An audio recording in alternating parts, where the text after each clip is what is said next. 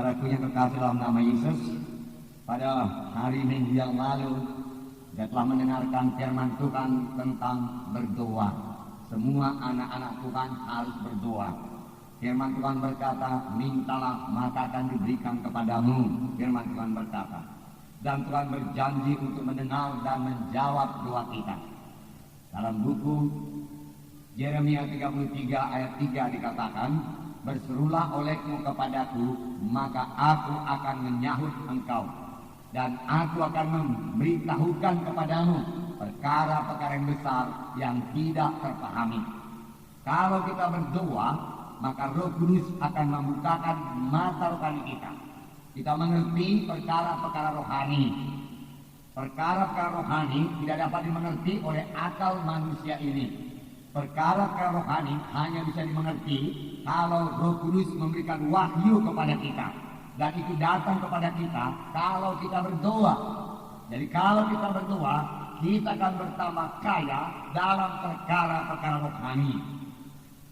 Kalau kita berdoa, saudaraku, bukan menjawab doa kita, dan kuasa Tuhan akan turun kepada kita. Kalau kita berdoa buat diri kita, dan kuasa Tuhan akan turun kepada orang yang kita doakan.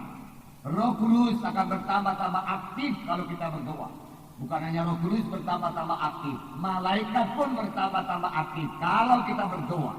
Maka Robert Liardon berkata, kalau kita tidak berdoa, maka malaikat-malaikat Tuhan bisa kalah. Tapi kalau kita berdoa, malaikat Tuhan bertambah aktif, siap sedia dengan pedangnya, saudaraku, untuk mengawal kita dan mengusirkan semua kuasa-kuasa kegelapan, saudaraku. Nah, banyak topik-topik doa, saudaraku, yang ditaruh Roh Kudus dalam hati kita. Kalau kita mau melaksanakannya, saudaraku. Saudara, firman Tuhan yang berkata berdoa dengan tidak berkeputusan, boleh kita praktekkan, saudaraku. Dan saudara akan menikmati satu persekutuan yang indah dengan Tuhan, saudaraku. Saudara yang kekasih dalam nama Yesus, pada hari Kamis, saudaraku, saya keluar rumah, saudaraku, dari Padang Bulan dan terus berjalan naik mobil sampai ke jalan Pancing di sana, saudaraku. Dan sepanjang jalan saya berdoa, bersekutu dengan Tuhan, saudaraku. Saya doakan rumah-rumah di sepanjang jalan, saudara. Berakhir pada zaman-zaman ginting, saya doakan, Tuhan, berapakah yang diselamatkan dari rumah-rumah di pinggir jalan ini, Tuhan.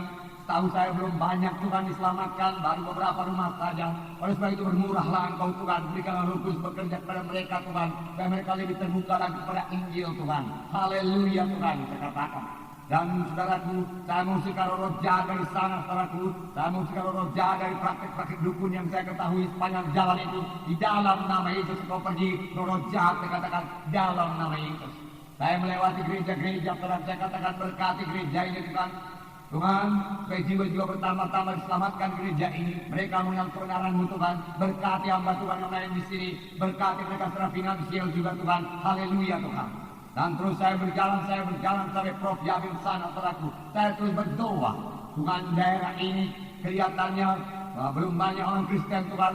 Tapi Engkau bekerja terus, Tuhan. Sampai lebih banyak orang yang bertobat di sini dan mengenal Engkau, Tuhan, sebagai Tuhan dan Juru Selamat.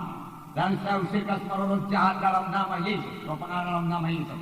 Saudaraku, saya menikmati persekutuan yang indah dengan Tuhan, saudaraku. Sepanjang perjalanan, saya dekat dengan Tuhan. Saya merasakan hadirat Tuhan, saudaraku. Saudara, saya berdoa di tempat yang perlu saya doakan, saudaraku. Puji Tuhan, saya percaya ini pimpinan Roh Kudus dan Tuhan mendengar dan menjawab doa kita. Amin, saudara. Haleluya. Nah, dari itu saudaraku, saudara perlu berdoa buat rumah-rumah di sekitar saudara. Saudara, di sekeliling kelompok sel saudara, banyak rumah-rumah belum diselamatkan. Doakan supaya Roh Kudus bekerja membawa dia kepada keselamatan. Doakan sekolah-sekolah yang telah lewati, saudaraku, supaya jiwa-jiwa di sana boleh mendengarkan Injil Tuhan dan diselamatkan. Fakultas-fakultas, saudaraku, dan lain sebagainya. Roh Kudus akan memimpin saudara untuk berdoa. Kalau saudara rindu berdoa, saudaraku, rindu berdoa. Dan Tuhan, kuasa Tuhan akan turun jika mereka bertambah-tambah terbuka pada Injil Tuhan, saudaraku. Saudara, dan ini membawa saudara kepada satu persekutuan yang intim dengan Tuhan. Saudara, kita tidak berdoa kuat-kuat, saudaraku. Kita berdoa, saudaraku, dengan suara yang pelan-pelan saja, saudaraku. Tapi kita tahu Tuhan mendengarkan doa kita. Tapi kita memiliki persekutuan dengan Tuhan, saudaraku. Kita tidak menjadi orang yang aneh, saudaraku. Walau mengusir setan juga, saudaraku. Kalau di depan orang lagi berjalan, tidak perlu, saudaraku, yang dengan suara yang kuat, saudaraku. Tidak perlu. Setan mendengarnya dan dia harus pergi dalam nama Yesus, saudaraku. Nah, jadi kalau kita berdoa, saudaraku, kuasa Tuhan akan turun. Kuasa Tuhan akan turun. Karena firman Tuhan berkata dia akan mendengar doa kita dan menjawab doa kita. Saudara, terus bersekutu intim dengan Tuhan. Lihat saja saudaraku, Abraham bergaul intim dengan Tuhan. Saudaraku. Dia berkata-kata dengan Tuhan. Dia mengetahui hati Tuhan. Saudaraku. Dia mengenal kehendak Tuhan. Dan dia bisa membela Tuhan. Saudaraku. Dan Tuhan boleh berkata-kata kepada dia. Minggu yang lalu kita katakan bahwa ini adalah salah satu tanda kedewasaan rohani kita. Saudaraku. Kita bisa berdoa. Saudaraku.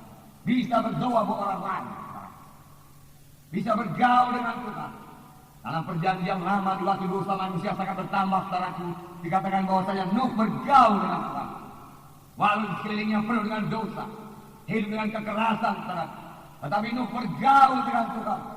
Karena Nuh bergaul dengan Tuhan, dia teguh dalam Tuhan, dia kuat dalam Tuhan. Bagaimanapun orang mengejek dia, saudaraku, bagaimanapun orang, saudaraku, menarik dia keluar daripada jalan Tuhan, atau menarik dia keluar daripada pekerjaan yang dikerjakannya buat Tuhan, dia sama sekali tidak bergeming, tidak bisa digerakkan, saudaraku. Karena saudara, dia bergaul dengan Tuhan. Tuhan itu kekuatannya, haleluya. Dan Tuhan juga kesukaannya, dan Tuhan juga kesukaan hati kita. Amin, saudara. Nah, yang kedua minggu yang lalu biar saudara ingat, yaitu mengenai ucapan. Ucapan mulut kita ini sangat berkuasa. Karena saudara adalah roh yang hidup, saudaraku. Saudara, dahulu kita diciptakan sebagaimana gambar Tuhan. Dan bagaimanakah Tuhan menciptakan dunia ini? Dia mengucapkan perkataan. Jadilah terang jadi. Dengan apa yang dijadikan? Dengan ucapan. Setelah roh saudara lahir baru, roh saudara menjadi hidup, saudara memiliki satu ucapan yang berkuasa.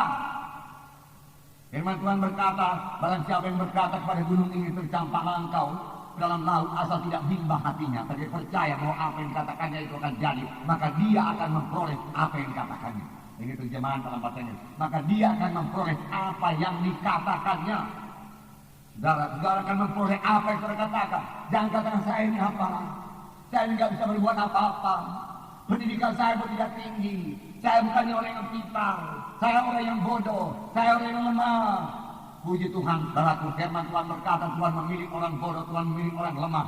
Baik Tuhan mengubahkan dia sungguh-sungguh, sehingga dia bisa mempermalukan orang pintar, saudaraku, dan orang kuat, saudaraku. Bukan berarti Tuhan tidak mau menyelamatkan orang pintar dan orang kuat, saudaraku. Bukan, saudaraku. Tetapi orang yang lemah diselamatkan Tuhan, dia akan lebih kuat daripada orang dunia yang kuat. Orang bodoh yang diselamatkan Tuhan, dia akan lebih berhikmat daripada orang dunia yang punya pengetahuan. Amin, saudara. Apalagi kalau diselamatkan Tuhan orang yang sudah berpengetahuan dalam dunia ini, maka pengetahuannya akan berlipat ganda lagi, saudaraku. Karena ditambahi oleh Roh Kudus dengan pengetahuan akan perkara rohani yang tidak bisa diselami, dimengerti oleh pikiran manusia ini. Semua bertambah baik kalau kita datang kepada Tuhan. Jadi, saudaraku, jaga ucapan kita. Jangan ucapkan perkataan yang salah. Kadang-kadang ada anak-anak Tuhan yang setelah dia berdoa, doa berkemenangan, dia sudah merasakan berkat Tuhan. Itu pasti diberkati Tuhan. Dia katakan, ya. Kemudian saudaraku 2-3 hari kemudian dia belum melihat berkat Tuhan. Dia berkata, wah, rupanya perasaanku aja waktu berdoa itu bukannya aku diberkati Tuhan. Aku memang belum berubah aku. Nah, saudaraku, dia mensepi, dia menghapus doanya. Yang lain berkata sudah dia berdoa menang, dan dia merasakan kuasa Tuhan. Bahwasanya Tuhan sudah mendengarkan doanya, kesembuhan sudah mulai berlaku. Tetapi dia berkata, kupikirnya bisa disembuh, rupanya tidak. Mengapa? Karena dia bersandar pada perasaannya. Iman sama sekali tidak bersandar pada perasaan. Iman bergantung kepada apa yang dikatakan oleh firman Tuhan. Firman Tuhan ya dan amin. Kalau firman berkata sembuh lagi. Firman Tuhan berkata aku datang ke domba itu oleh hidup yang berkelimpahan. Itulah dia yang dimaksudkan Tuhan. Dan Tuhan mau menggenapkan firman-Nya sepanjang kita percaya dan tidak bimbang. Sepanjang kita memiliki iman. Salah satu tanda iman yaitu kita mengucapkan iman kita itu. Bahkan itu oleh keselamatan saja, saudaraku, kita perlu mengucapkan iman kita itu. Firman Tuhan berkata, barang siapa yang percaya dalam hatinya dan mengaku dengan mulutnya, Yesus itu Tuhan yang telah datang di dunia ini, mencurahkan darahnya, mati di kayu salib, bangkit pada hari yang ketiga, maka dia akan diselamatkan. Nah, itu berarti dia percaya bahwasanya Yesus adalah juru selamatnya. Dia telah menanggung dosanya sehingga dia selamat. Nah, jadi percaya dengan hati dan mengaku dengan mulut. Amin, saudara. Nah, hari ini saudaraku, kita melihat saudaraku mengenai 3 perkara, yaitu kasih, saudaraku, kemudian saudaraku hidup suci dan tak bercacat, kemudian saudaraku penuh dengan buah kebenaran. 3 perkara. Kasih yang sejati yang daripada Tuhan, kemudian saudaraku hidup yang suci dan tidak bercacat, kemudian penuh dengan buah kebenaran. Saudaraku, bisakah ini terjadi? Tentunya bisa. Kalau tidak bisa, saudaraku, Tuhan tidak akan beritahukan kepada kita. Sekarang saya membacakan pada saudara Filipi pasal 1 ayat 9 dan 10. Saya membacakan, dan inilah doaku. Jadi ini doa Paulus pada sidang Filipi. Semoga kasihmu makin melimpah dalam pengetahuan yang benar dan dalam segala macam pengertian. Jadi dikatakan kasihmu makin melimpah, makin bertambah-tambah dalam segala macam pengetahuan yang benar dan segala macam pengertian. Kemudian ayat 10, sehingga kamu dapat memilih apa yang baik, supaya kamu suci dan tak bercacat menjelang hari Kristus, penuh dengan buah kebenaran yang dikerjakan oleh Yesus Kristus untuk memuliakan dan memuji Allah. Penuh dengan buah kebenaran yang dikerjakan oleh Yesus. Amin, saudaraku. Jadi Yesus yang mengerjakan ini semua di dalam kita, saudaraku. Nah, yang pertama, saudaraku, dikatakan, saudaraku, kasih. Kamu bertumbuh dalam kasih yang mengenal kebenaran, dia katakan, sehingga kamu dapat membedakan mana yang baik, mana yang jahat. Saudaraku, inilah kasih Tuhan. Firman Tuhan berkata bahwasanya kasih Tuhan ini luar biasa. Luar biasa. Di dalam buku Efesus pasal 3 ayat 18-19. Inilah dia kasih Tuhan yang diberikan kepada kita, yang boleh kita nikmati. Patut kita bersyukur kepada Tuhan buat kasihnya yang luar biasa. Puji Tuhan, saudaraku. Tuhan begitu baik. Efesus 3:18. Aku berdoa supaya kamu bersama-sama dengan segala orang kudus dapat memahami betapa lebarnya dan panjangnya dan tingginya dan dalamnya kasih Kristus, dan dapat mengenal kasih itu sekalipun ia melampaui segala pengetahuan. Aku berdoa supaya kamu dipenuhi dalam seluruh kepenuhan Allah. Paulus berdoa, biarlah kamu mengenal begitulah besarnya kasih Yesus, melebihi akalmu. Terlalu tinggi, terlalu dalam, terlalu lebar, terlalu panjang, tidak bisa kamu ukur. Itu melebihi akalmu. Kasih Allah sangat besar. Biarlah pada hari ini kita tidak membatasi kasih Tuhan tersebut. Bagaimana membatasi kasih Tuhan tersebut? Kalau kita berkata dosaku terlalu besar, Tuhan tidak akan mengampuni dosaku. Ini sudah hukuman bagiku, saudara berkata. Saudaraku, firman Tuhan berkata, walau dosamu merah patmas sekalipun jadi putih seperti salju, firman Tuhan berkata, Tuhan datang untuk mengampuni dosa yang besar sekalipun, saudaraku, bisa disucikan oleh darah Yesus. Sepanjang orang itu mengambil keputusan yang tegas untuk bertobat, saudaraku. Tapi kalau orang itu sendiri tidak berniat untuk bertobat, saudaraku, dan mau terus dalam dosanya, dan dia mengandalkan kasih Tuhan yang berkata, kasih Tuhan begitu panjang, lebar, dan dalam, dia tidak akan membiarkan aku ke neraka, maka dia sudah salah pengertian, salah perkiraan. Saudaraku, memang kasih Tuhan begitu besar, saudaraku, tetapi Tuhan membenci dosa, saudaraku. Alangkah kasihnya Tuhan kepada Adam dan Hawa, manusia ciptaan Tuhan yang pertama, di mana Tuhan sendiri menikmati persekutuan dengan dia, dan Tuhan datang dalam Taman Eden. Adam dan Hawa menjemputkan dia, berkata kepada Hawa, saudaraku, oh alangkah indahnya, saudaraku. Hawa juga menikmati persekutuan dengan Tuhan, Adam juga menikmati persekutuan dengan Tuhan. Tuhan sendiri menikmati persekutuan dengan Adam dan Hawa, termasuk menikmati persekutuan dengan saudara dan saya. Amin, saudaraku. Tetapi apa yang terjadi pada waktu Adam dan Hawa jatuh kepada dosa, Tuhan menghukum mereka. Luar biasa hukuman Tuhan, diusir daripada Taman Eden. Bahkan dikatakan lagi dosa ini akan jadi kepadamu. Dia katakan, aku akan menambah susah payah pada waktu kamu melahirkan. Dia katakan dan lain sebagainya. Saudaraku, saudara, itulah dia Tuhan yang maha kasih, maha penyayang, maha pengampun. Saudaraku, dia tetap menghukum dosa. Saudara, sebagai anak-anak Tuhan, kita tidak bisa hidup sebagai orang dunia ini. Hari Senin, Selasa, Rabu, Kamis, Jumat, Sabtu, kemudian hari Minggu datang ke gereja dan minta semua dosa kita diampuni Tuhan. Haleluya, ampunilah dosa saya Tuhan. Saya sudah berdosa Senin, Selasa, Rabu, Kamis, Jumat, Sabtu. Ampuni semua Tuhan, ampuni. Saudara, saya katakan kepada saudara, Tuhan akan mengampuni dosa saudara. Tuhan pasti mengampuni dosa saudara kalau saudara mulai saat itu bertobat. Saudaraku, saudara bertekad betul-betul tidak lagi menyentuh dosa itu. Boleh jadi saudara datang kepada hamba Tuhan dan berkata, oh hamba Tuhan letakkan tanganmu atas saya, saya bebas daripada dosa ikatan ini. Aku sudah bosan dengan dosa ini. Aku tahu dosa ini membawa ke neraka. Oh bebaskan aku, saudara berkata. Maka Tuhan akan membebaskan saudara. Tetapi jangan berbuat dosa lagi. Jangan berbuat dosa lagi. Tuhan Yesus berkata kepada orang yang sudah sembuh, mulai engkau sudah sembuh, perhatikan baik-baik. Mulai sekarang jangan kau berbuat dosa lagi, supaya jangan kau kena yang lebih parah.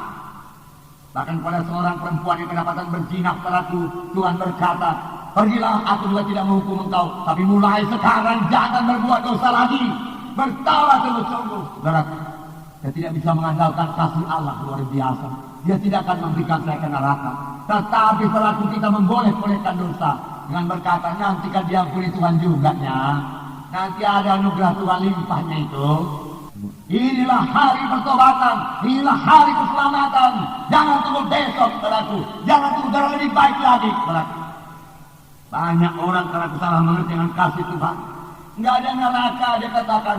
Bagaimana Tuhan yang begitu baik menciptakan neraka? Nyatanya sudah banyak orang ke neraka. Sodom dan Gomora dihancurkan Tuhan dengan api dan belerang karena dosa mereka, saudaraku. Walaupun Abraham sudah membela, namun saudaraku, Sodom dan Gomora sama sekali tidak berniat untuk bertobat. Bahkan dia menikmati dosanya, saudaraku, dan sangat ingin melaksanakan terus dosanya itu, saudaraku. Tuhan harus menghukum dosa karena firman Tuhan berkata, hendaklah kamu kudus karena aku kudus. Amin, saudaraku. Jadi saudaraku, jangan salah mengerti kasih Tuhan yang luar biasa. Memang betul firman Tuhan berkata, karena demikian Allah mengasihi isi dunia ini, termasuk saudara dan saya dan seluruh manusia ini, sehingga diberikannya anak yang tunggal, supaya barang siapa yang percaya kepadanya, barang siapa yang percaya artinya saudaraku, berbalik, bertobat, meninggalkan dosa, datang kepada Yesus, meninggalkan semua dosa, datang kepada Yesus, tidak binasa, mereka beroleh hidup yang kekal. Amin, saudara. Haleluya. Puji Tuhan. Haleluya. Dan saudaraku, Tuhan sendiri berkata, nah, sebelum seseorang anak Tuhan jatuh kepada dosa, Tuhan sudah melihatnya, saudara. Wah, saudara, kita ini rumah Roh Kudus. Roh Kudus dalam kita. Dia tahu kapan kita mau berdosa. Dia tahu kapan setan sudah menyerang pikiran kita dan mengajak kita berdosa dan menggoda kita untuk berdosa. Di saat itulah saudara menang, saya katakan menang. Janganlah duka cita Roh Kudus yang dalam saudara. Biarlah Roh Kudus bersolat, biarlah setelah menang, biarlah setan dikalahkan. Walaupun sudah habis-habisan setan mendorong kita kepada dosa, di situ kita katakan tidak. Setan, kau penipu, aku tidak mau berdosa. Aku tidak mau melayani engkau, setan. Dalam nama Yesus pergi. Aku mau melayani Tuhan. Aku mau bekerja buat Tuhan. Aku mau berbuat buat Tuhan. Aku mau hidup suci buat Tuhan. Aku tidak mau berdosa. Pergi engkau dalam nama Yesus. Haleluya, saudaraku. Di situ kalau saudara berbuat demikian, saudara akan menang. Menang. Lawanlah iblis, maka iblis akan lari daripadamu. Firman Tuhan berkata, lawan dia. Nah, sebelum lagi pula sebelum orang itu jatuh kepada dosa, Roh Tuhan selalu memimpin orang tersebut. Mengatakan jangan anakku. Memperingatkan dia, jangan. Dengarkanlah Roh Kudus. Amin, saudara. Patuhi Roh Kudus. Sangat rendah daging. Berjalan dalam roh. Tanpa kesucian tidak seorang memandang Allah. Kita ini rumah Roh Kudus, saudaraku. Lawan dia, saudaraku, lawan. Nah, buku Wahyu 3 ayat 19 berkata, Lukas Firi berkata dia akan menegur. Wahyu 3:19, barang siapa kukasihi, ia kutegur dan kuhajar. Sebab itu, relakanlah dirimu dan bertobatlah. Maunya ini nggak usah sampailah, saudaraku. Buat apa menerima hajaran Tuhan, saudaraku? Karena dosa. Lebih baik bertobat dengan segera. Bahkan pada hari ini kita bisa bertobat dengan segera. Amin, saudara. Bertobat dengan sungguh-sungguh. Puji Tuhan, saudara. Dan Tuhan akan bersuka cita. Nah, saudara yang kasih dalam nama Yesus. Di dalam Ibrani 12 ayat 5, dan sudah lupakah kamu akan nasihat yang berbicara kepada kamu seperti kepada anak-anak. Hai anakku, janganlah anggap enteng didikan Tuhan, dan janganlah putus asa apabila engkau diperingatkannya, karena Tuhan menghajar orang yang dikasihinya, dan dia menyesal orang yang dia punya sebagai anak, supaya kita jangan kena neraka. Amin, saudara. Nah, tapi saya berkata kepada saudara, mari kita senangkan Tuhan, saudaraku. Nggak perlu terima peringatan daripada Tuhan. Senantiasa tiap hari berjalan dalam roh Tuhan, dengar-dengaran kepada Tuhan, bersekutu dengan Tuhan, patuhi Tuhan, saudaraku. Sebaliknya daripada berbuat dosa untuk melayani setan, saudara melayani Tuhan dengan melaksanakan perintah Tuhan, dengan bergaul dengan Tuhan, dengan berjalan serta Tuhan, dan menikmati hadirat Tuhan, saudaraku. Dan menikmati damai Tuhan dalam saudara, sejahtera Tuhan dalam saudara. Saudara boleh bersuka cita senantiasa, saudaraku. Tetapi kalau dosa datang, di manakah sukacita, saudaraku? Hilang sukacita itu, saudaraku. Muka anak-anak Tuhan jadi muram, tidak bisa disembunyikan, saudaraku, tidak bisa disembunyikan. Kuasa, walaupun masih ada di situ, kuasa itu rasanya sudah jauh daripada kita. Kekuatan kita pun rasanya hilang, tidak berani berdoa sama orang setanan. Saudaraku, tidak berani meletakkan tangan dalam nama Yesus, saudaraku. Suara kita boleh jadi masih kuat, tetapi tidak berkuasa, saudaraku, tidak berkuasa. Kenapa? Karena dosa. Alangkah jahatnya dosa itu, saudaraku. Alangkah merusaknya dosa itu, saudaraku. Jangan sentuh dosa, saudaraku. Jangan katakan Allah Maha Kasih, Maha Penyayang, hidup dalam dosa suka hati, saudaraku. Selain daripada hari Minggu berapa jam, 2-3 jam, sudah hidup lagi dalam dosa, saya akan ke sorga juga, saudara berkata. Saudara tidak ke sorga, saudaraku. Tahukah saudara bahwasanya kita diselamatkan Tuhan bukan supaya bebas daripada api neraka, saudaraku. Tuhan menyelamatkan kita, saudaraku, untuk dibentuk menjadi pengantin Kristus, bertambah hari bertambah suci. Tuhan menyelamatkan kita untuk dibentuk bertambah hari bertambah seperti Yesus, saudaraku, dalam karakter kita, saudaraku, dalam persekutuan kita dengan Tuhan, saudaraku, dalam kesucian kita, saudara. Itulah maksud Tuhan, sehingga Tuhan bisa berkata-kata kepada kita dan menikmati persekutuannya dengan kita, saudaraku. Nah, jangan terus menerus hidup dalam dosa dengan mengandalkan kasih Allah begitu besar. Nanti Tuhan akan mengampuni kalau aku datang. Lalu orang berkata, aku nggak usah bertobat. Tuhan Maha Besar, kasihnya luar biasa. Nanti 5 menit sebelum aku mati, aku bertobat. Aku terima sebagai Tuhan yang juru selamat. Saudara, saya belum pernah berhasil melihat orang yang demikian, saudara. Saya belum pernah lihat dia berhasil. Barangkali pada akhir hayatnya saudara tahu, tekanan setan begitu luar biasa, saudara. Setan tidak mau dia selamat. Seumur hidupmu engkau telah melayani aku. Hari ini aku bukakan semua mata hatimu, setan berkata. Dia tidak bisa bersujud lagi kepada Tuhan dan lolos ke neraka. Janganlah bermain-main dengan keselamatan, itu hal yang paling penting, saudaraku. Dan keselamatan sudah tersedia bagi kita semua. Yang terutama memang gunanya menyelamatkan kita daripada api neraka. Tetapi sebelum sampai dan membawa kita ke surga. Tapi sebelum sampai ke surga, kita menikmati persekutuan yang indah dengan Tuhan. Kita berjalan dengan Tuhan. Kita dibentuk bertambah hari, bertambah suci, saudaraku. Kita bertambah-tambah mengenal Yesus sebagai Tuhan dan Juru Selamat kita. Tambah-tambah mengerti perkara rohani, tambah-tambah diurapi Tuhan, saudaraku. Tambah-tambah seperti Yesus, tambah-tambah mengasihi, saudaraku. Saudara, hingga akhirnya telah kita berbuah lebat di hadapan Tuhan. Dan sebagaimana hukum Mazmur 91 kenyangkan dia dengan umur yang panjang, kenyangkan dia. Saudara kenyang dengan umur yang panjang. Kalau Yesus belum datang, saudara berangkat ke sorga dengan sorakan, saudaraku. Dan yang ditinggalkan juga boleh bersukacita, bukan berduka cita. Boleh jadi ada air mata sedikit, air mata sukacita, saudara. Karena dia tahu yang meninggal itu berangkat ke sorga. Setelah dia bekerja buat Tuhan, setelah dia umurnya panjang, saudara. Setelah dia memberikan banyak buah buat Tuhan, setelah dia menuntun banyak orang ke sorga, setelah dia menyelesaikan panggilan Tuhan dalam hidupnya, selesai semua panggilan Tuhan.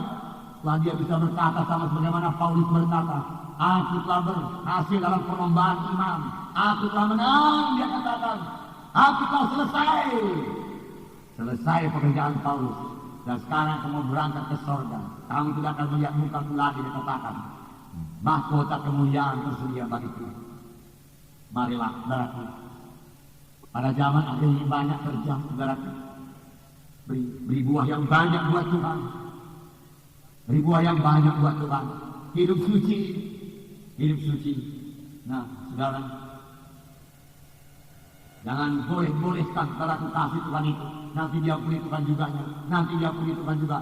Aku mau hidup dalam dosa. Ini sama seperti Simpson. Simpson terus hidup dalam dosa. Masih dipakai Tuhannya. Di kebun Filistin pun masih kuatnya.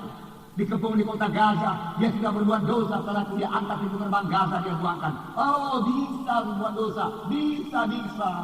Tuhan Maha Kasih, Tuhan pengampun. Pada suatu hari, saudaraku, Delila menggunting rambutnya, saudaraku. Saudara, dan Delila berkata, Filistin datang Simpson. Simpson berkata, biasanya aku lolos juga. Tapi tidak diketahuinya bahwasanya Roh Kudus sudah undur daripadanya. Dia menjadi manusia biasa, dengan mudah ditangkap oleh Filistin, matanya disongkel, buta seumur hidupnya. Dan apakah kerjanya? Berputar-putar di situ, berputar-putar menggiling anggur, sampai pada satu saat, saudaraku, dia dipanggil Tuhan. Syukur pada waktu dia dipanggil Tuhan, Roh Tuhan menjamah dia sekali lagi. Dia sudah sangat rindu jamaah Tuhan, dia sangat rindu hadirat Roh Kudus seperti dahulu. Padahal dahulu hadirat Roh Kudus begitu melimpah-limpah kepadanya, tidak dihargakan, saudaraku. Air hidupnya sekali lagi, Tuhan. Jamaah aku sekali lagi, kemudian dia akan mati, dikatakan. Gak guna lagi hidup, itulah dia akibat dosa. Ya, beberapa orang kami layani, pemuda-pemudi kami layani, karena mereka dihinggapi penyakit yang aneh, saudaraku. Sudahlah, kami tanya mengenai hidup orang tuanya bagaimana. Kerap kali saudaraku, hidup orang tuanya, ada yang dukun orang tuanya, ada yang sangat percaya pada dukun pacar jimat, begitu banyak berkala, begitu banyak ikutan penyembahan berkala. Ada yang orang tuanya berjudi, saudaraku, bermacam-macam, saudaraku, bermacam-macam. Lalu anaknya juga, saudaraku, kena kutuk dosa. Tapi saya tahu, saudaraku, kapan orang tuanya bertobat, anaknya bertobat, saudaraku, ya semua bebas, saudaraku, daripada kutuk dosa tersebut. Nah, haleluya, saudaraku. Yang kedua, saudaraku, ya, supaya kamu suci dan tidak bercacat. Supaya kamu suci dan tidak bercacat. Nah, saudaraku, payah kali kamu mengerjakan kesucian itu? Tidak, saudaraku. Dan di sini dikatakan kamu suci karena pekerjaan Yesus. Biarkan saja Yesus bekerja. Jadi di pasal 2 tadi dikatakan, ya, supaya kamu suci dan tak bercacat menjelang hari Kristus. Ini akhir zaman. Kemudian dikatakan penuh dengan buah kebenaran yang dikerjakan oleh Yesus Kristus. Baik kesucian dikerjakan oleh Yesus Kristus dalam kamu. Saudaraku, ada Yesus dalam kita. Amin, saudaraku. Ada Yesus. Kita tidak di bawah hukum Taurat, larangan-larangan. Oleh sebab itu, saudara, saya tidak begitu suka menyebut nama dosa. Dalam hukum Taurat semua nama dosa disebut, saudara. Tapi itu membuka keinginan dagingnya untuk berdosa, membuka mata manusiawi dagingnya untuk berbuat dosa, karena disebut nama dosa itu. Ya. 1-2 hari dalam minggu ini ada saya sebut nama-nama dosa. Dan cukuplah itu saudaraku. Saudara, saya mau menceritakan pada saudara kasih Tuhan, anugerah Tuhan, kesucian daripada Tuhan dan buah kebenaran. Saudaraku, kesucian adalah satu gaya hidup anak-anak Tuhan yang terjadi karena Yesus dalam dia. Bukanlah satu peraturan-peraturan yang ketat. Jangan jama ini, jangan jama itu, jangan perbuat ini, jangan perbuat itu. Bukan lagi demikian, saudara. Tapi satu persekutuan yang erat dengan Roh Kudus yang memimpin kita pada segala kebenaran, saudara. Pada segala kebenaran. Tuhan menghendaki kita suci. Saya membacakan pada 1 Tesalonika 4 ayat 7. 1 Tesalonika 4 ayat 7. Ini dikatakan. 1 Tesalonika 4 ayat 7. Allah memanggil kita bukan untuk melakukan apa yang semar, melainkan apa yang kudus. Sekali lagi, Allah memanggil kita bukan untuk melakukan apa yang semar, melainkan apa yang kudus. Lakukan apa yang kudus. Lakukan apa yang kudus, firman Tuhan berkata. Saudara berkata, sanggupkah saya? Begini banyaknya dosa dalam dunia ini. Bisakah saya hidup benar? Saudara, firman Tuhan bahkan berkata, saudara harus hidup benar, sehingga saudara hidup bercahaya di tengah-tengah bangsa yang berdosa ini. Berarti bisa. Filipi pasal 2 ayat 15. Saya membacakan pada saudara. Filipi 2 ayat 15. Supaya kamu tidak beraib dan tiada bernoda bagi anak-anak Allah yang tidak bercela di tengah-tengah angkatan yang bengkok hatinya dan yang sesat ini, hingga kamu bercahaya di antara mereka seperti bintang-bintang di dunia. Amin. Ya, ini kehendak Tuhan. Lain daripada orang dunia ini. Boleh jadi dia saudara kepada hari Sabtu, malam minggu saudaraku mencari hiburan, nonton segala macam film saudaraku yang mengotori pikirannya saudaraku.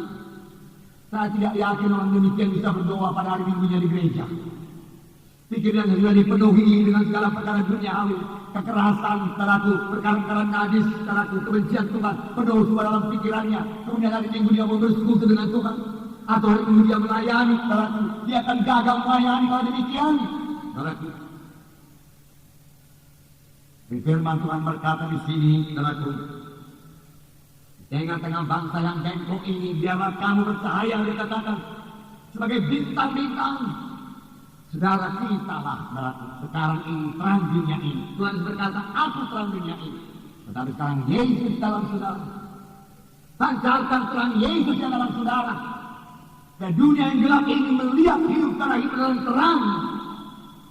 Hidup dalam terang adalah hidup yang damai. Hidup dalam terang, hidup dalam kesucian adalah hidup yang diberkati Tuhan. Itulah hidup yang berhasil. Itulah hidup yang berkuasa. Itulah hidup yang sukacita.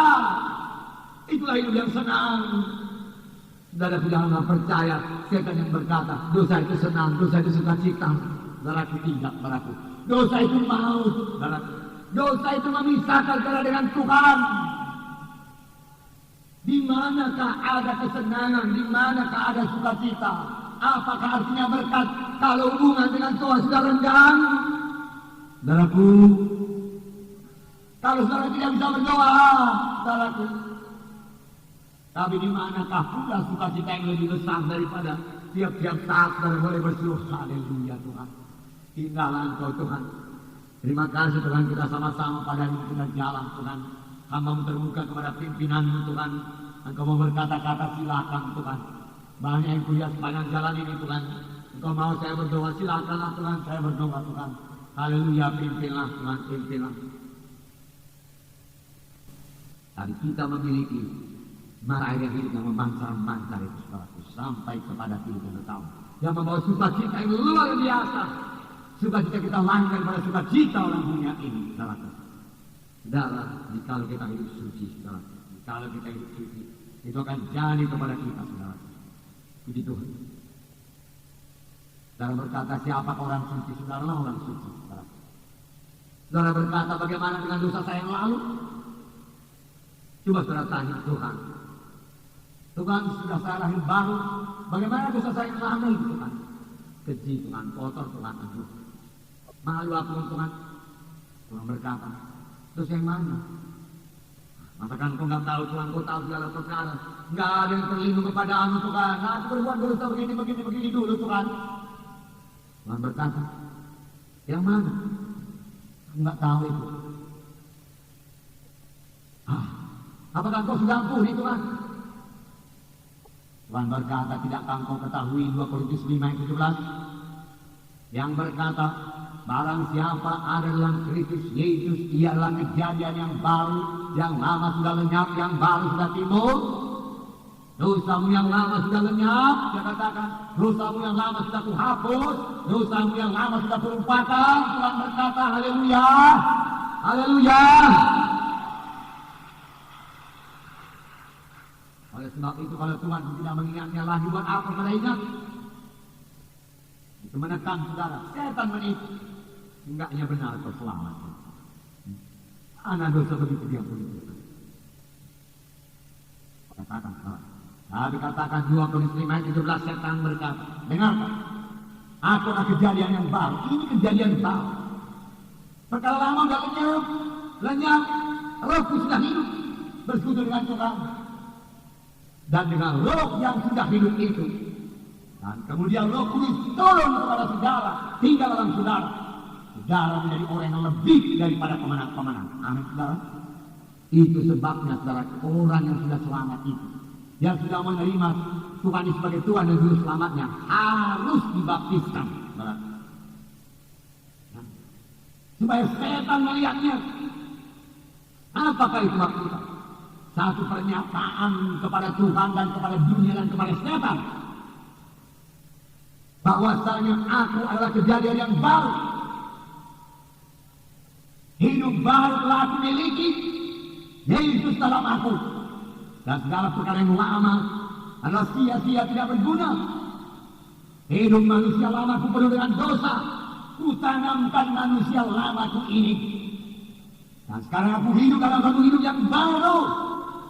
Sama sebagaimana Yesus bangkit dari kematian, demikian aku bangkit dalam satu hidup yang baru, hidup yang baru, hidup yang menang, hidup yang suci, hidup yang mengasihi.